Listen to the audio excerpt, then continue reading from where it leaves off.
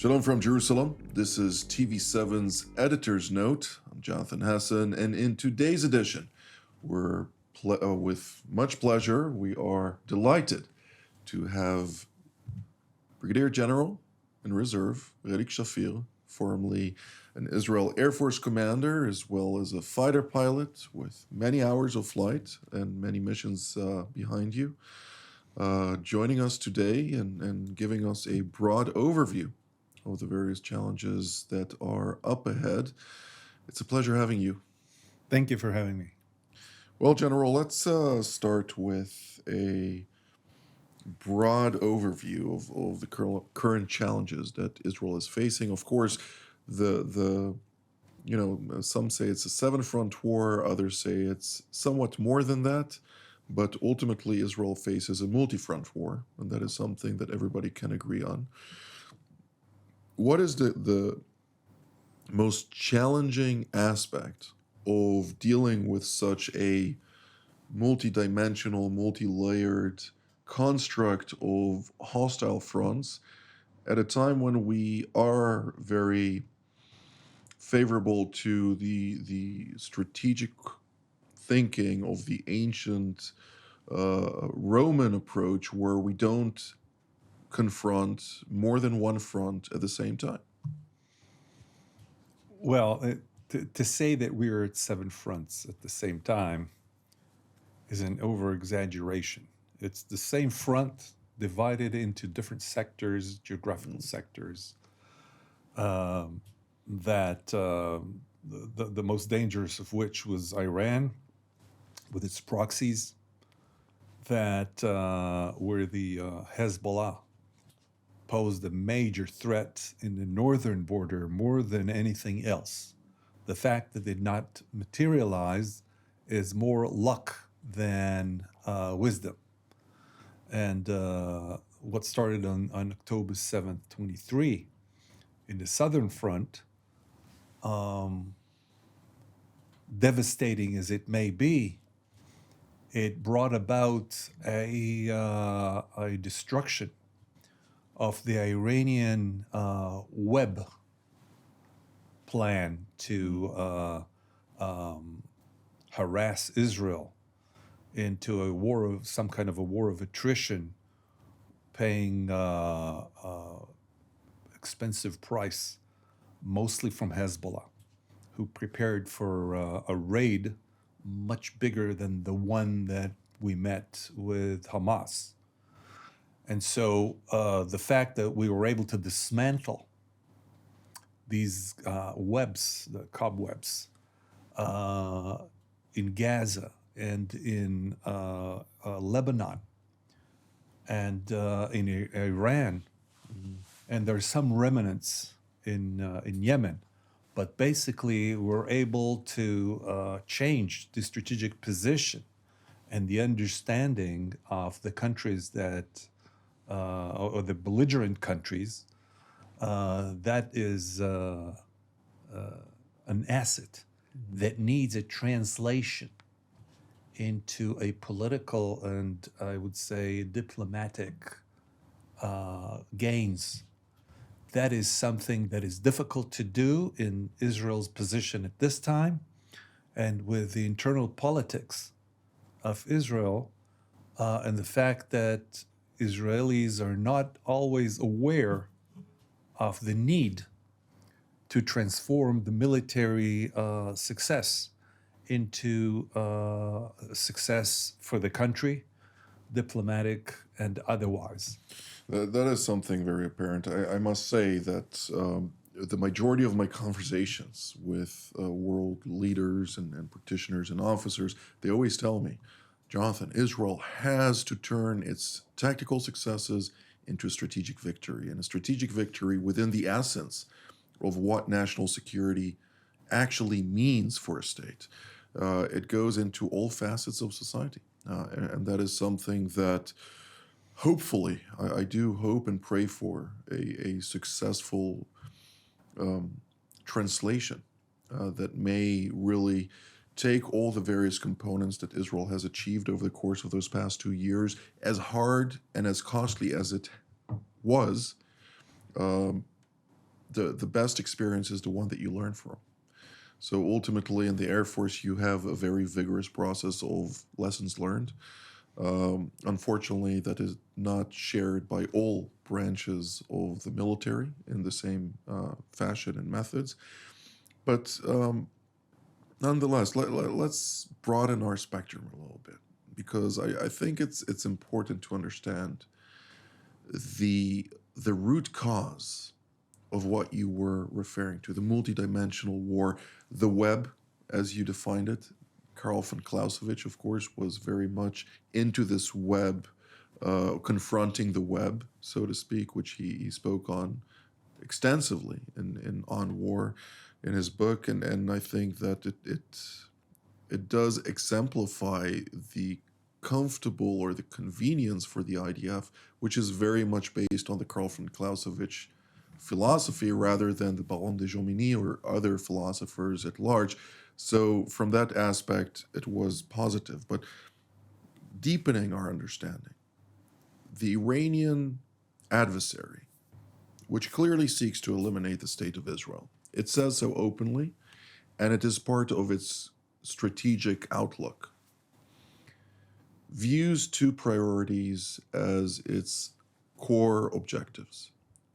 As one, ensuring that when we're looking at the Iranian construct, it can deepen its control in neighbors or in neighboring countries, and also beyond that, but starting with the neighboring countries and the third circle, so to speak, which Lebanon, Jordan, Syria, other places are very much a part of. And then two, pushing back on America's hegemonism, as they put it, which obviously is required in order to bolster that latter part, the former part that I refer to. Now, the counter from America's perspective, which Israel is a part of, is the Abraham Accords, because wherever Israel is, wherever we establish and forge peace and deepen our relations with, the American influence and hegemonism, so to speak, is bolstered. But to what degree does that play a role in your mind in this context, since what we're seeing today is a reality where normalization with the Saudis, which was very realistic 2 years ago, seems somewhat more distant these days? I think looking at the situation, the way you described it, which where Iran, and let me interject two things about the Iranians that people may not be aware of. We, the Israelis, have been very prominent in setting up the Savak, which is the internal police in Iran, the hated internal police in Iran. And Pre-1979, before the revolution. that's right. And after the revolution, the Iranians were very hostile to Israel for that reason. That's one thing. Another thing is that in 1988, after the war with Iraq, Khomeini wrote a letter to his generals and directed them that, yes, we have to end this war. And in fact, they lost the war. They lost more than 1 million people. Both Tehran and Isfahan were bombed weekly. Obliterated. And he wrote that Iran must acquire a weapon of leverage. That is the word that he used. Well, at least that's the translation to English. And a weapon of leverage, as we understand it today, and I think obviously that's what they meant, was a nuclear weapon that allows them to dominate the area. And in the mind of the Shia, the Iranians have been Shia only since, I think, the 15th century, but in the mind of the Shia since the 7th century, they are the minority. They are the victims of the majority, and they must defend themselves. And we can see this through their different types of customs And so they see a chance to overtake the Sunni dominance and create their own dominance. And by putting Israel as a target and setting aside the conflict between the Saudis and the Iranians, they were able to garner support not only from the Shia, but also from different governments such as the Syrian one and so on, Iraqis who are half Shias, and create a dominance in the area, thereby pushing a little bit Turkey and alienating the Egyptians. But they were pretty successful until this war started. Now, at the time we're now, this is a time to reverse the turn of events or history, in the sense that the Abraham Accord takes the Sunni countries and the less belligerent countries, gathers them together through the American leadership with Israel. Israel needs to be clever enough to find a way to join back the Abraham Accords and get Saudi Arabia into the game as well. The thorn here and the problem here is the Palestinian issue, that Israeli politicians thought they could neutralize one way or another. Apparently, Hamas were able to take the sting out of that idea and put it on the table. And the Israelis, we were not smart enough, to my mind, to understand that you have to make peace with the less belligerent Palestinians, the Palestinian Authority, and we were overtaken by our extreme right, I would say, religious, who thought they could take the whole of the West Bank, and some of them even thought about Gaza, run out the Palestinians, and this will pass. Well, it doesn't pass. And Israel must find a way to work with the Palestinians, the Palestinian Authority, in one way or another, and find a way to improve the life and give hope to the Palestinians, both in the West Bank and in Gaza, because they are not going anywhere.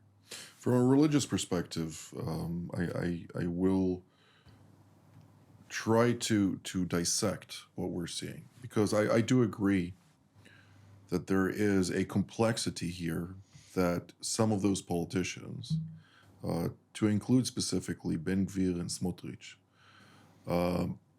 do not understand what they're doing in a sense from a strategic and tactical level. Because while they seek to realize prophecies, biblical prophecies, in today's age, they're pushing for something that, from a religious perspective, is supposed to be God's timing rather than man's timing. But it's their timing that they're trying to push forward because they want to see it in their lifetime. And this converges with a reality in which it becomes more and more complicated. And it imposes on Israel a scenario. I had last week a conversation with a good friend, very senior in the security and intelligence circles in Europe, very pro-Israeli. He's helped Israel many times over. But he told me, Jonathan, the situation in Israel is turning for the worse, and you better finish the war quickly.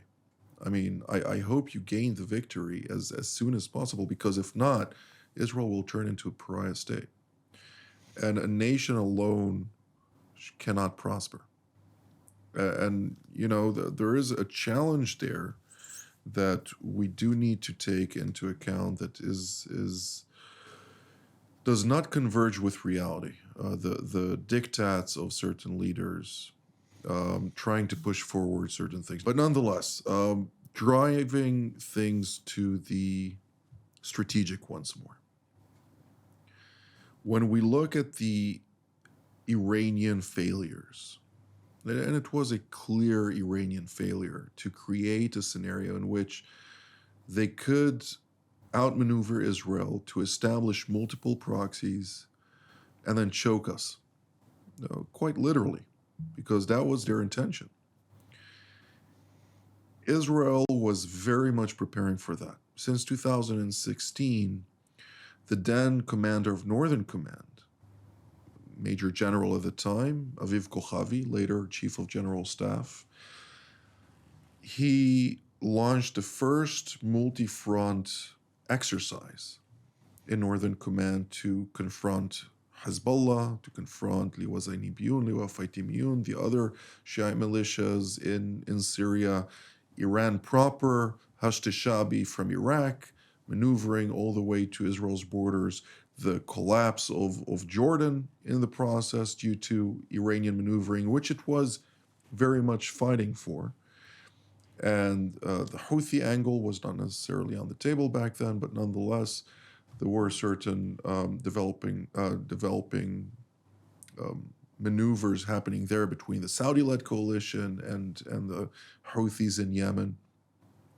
But there was a clear understanding, as the Latin goes, vici pacem para bellum, which means when you want to prevent war, prepare for one.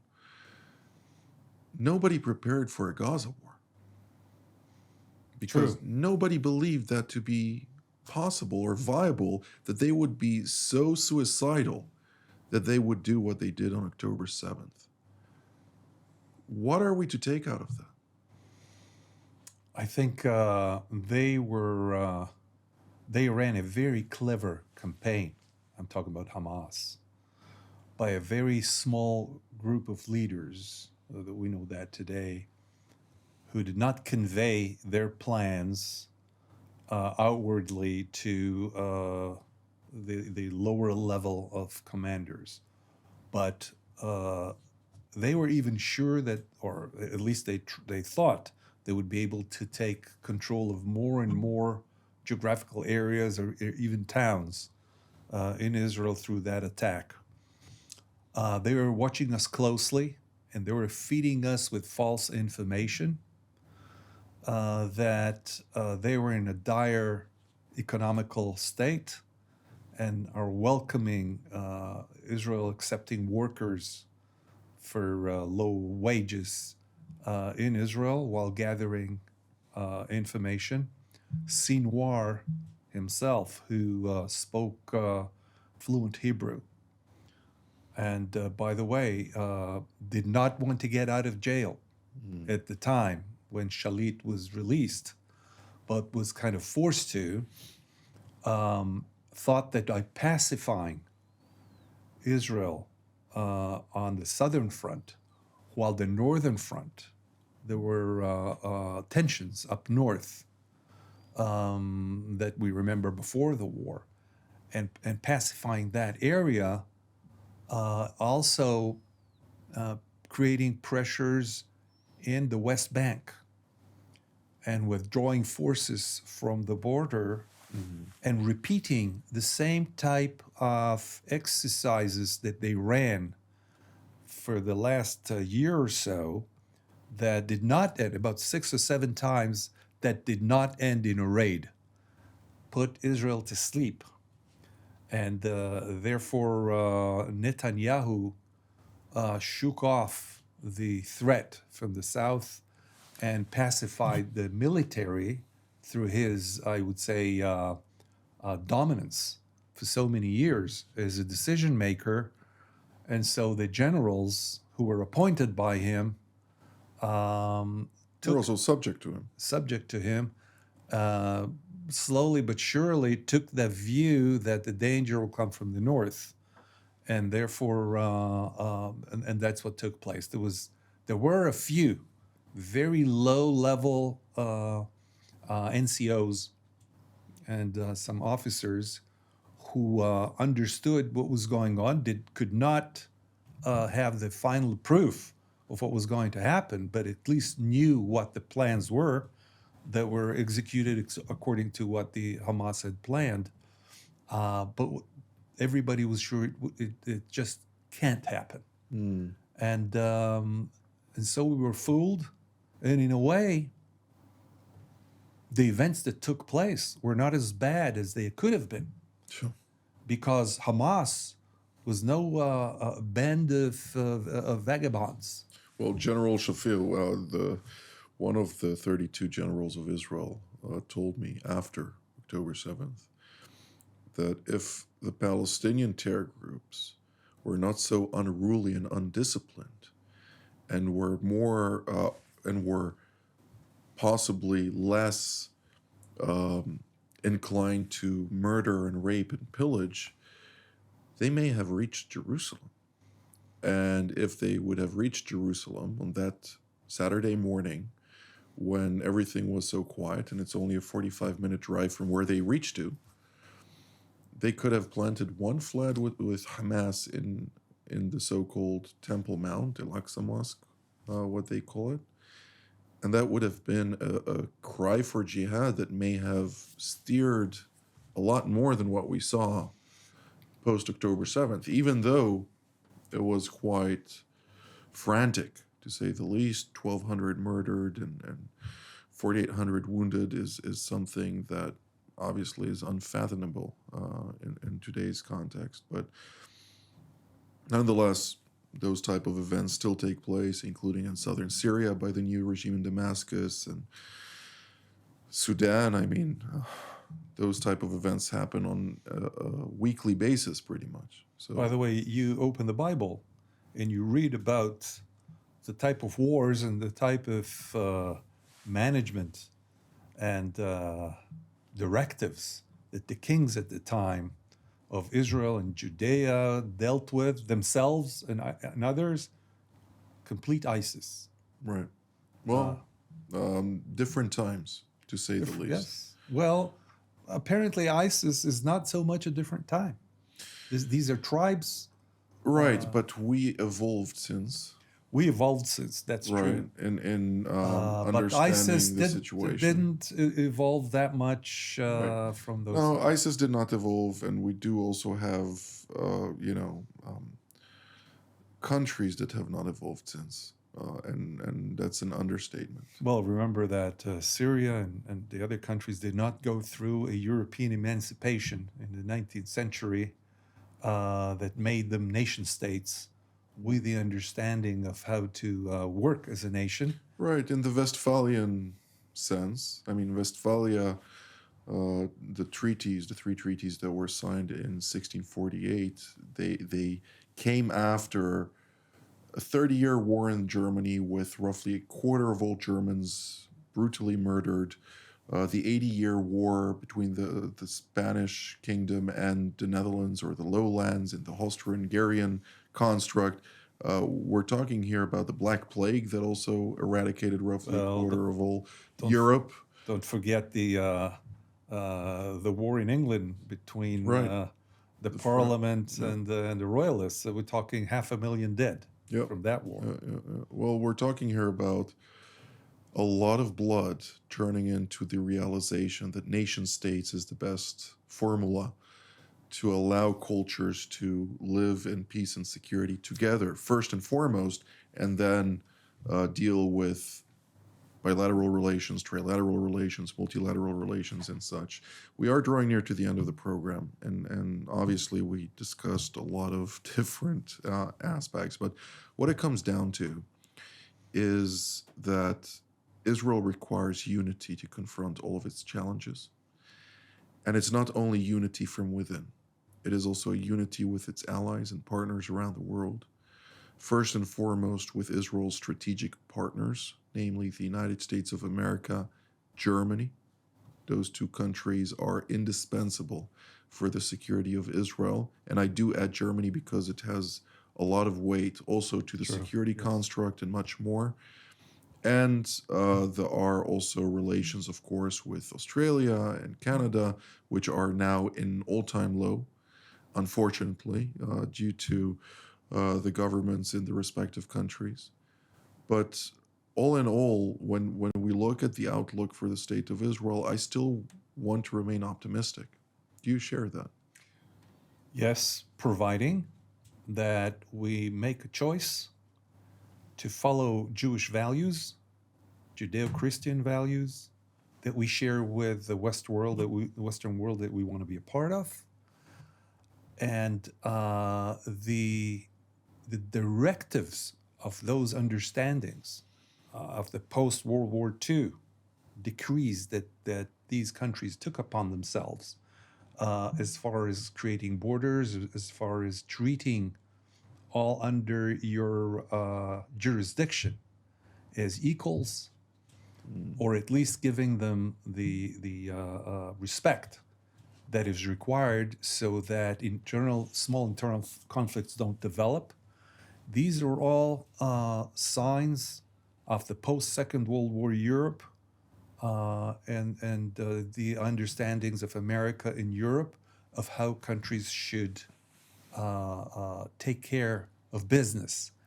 And with Israel is not doing this according to those value systems. But neither are the Europeans, and nor is the United States to a certain degree. To a less degree. Right. And let's hope that the next Israeli leadership, that I think we can guess who they're going to be, but even if it's Netanyahu with different coalition partners that are more aligned with the camp. There is, we should inhibit ourselves in that when you win, be benevolent enough not to create animosity to a level that will create or force the other side to look for ways to hit you back and terrorize you. And that is a lesson that we need to learn. And I think it should be directed towards the West Bank of how we deal with the West Bank. We have run out of time. So with that, General Relik Shafir, thank you so very much for your time today. Thank you. I'd like to thank all of you at home as well. Until our next edition from here in Jerusalem. Shalom.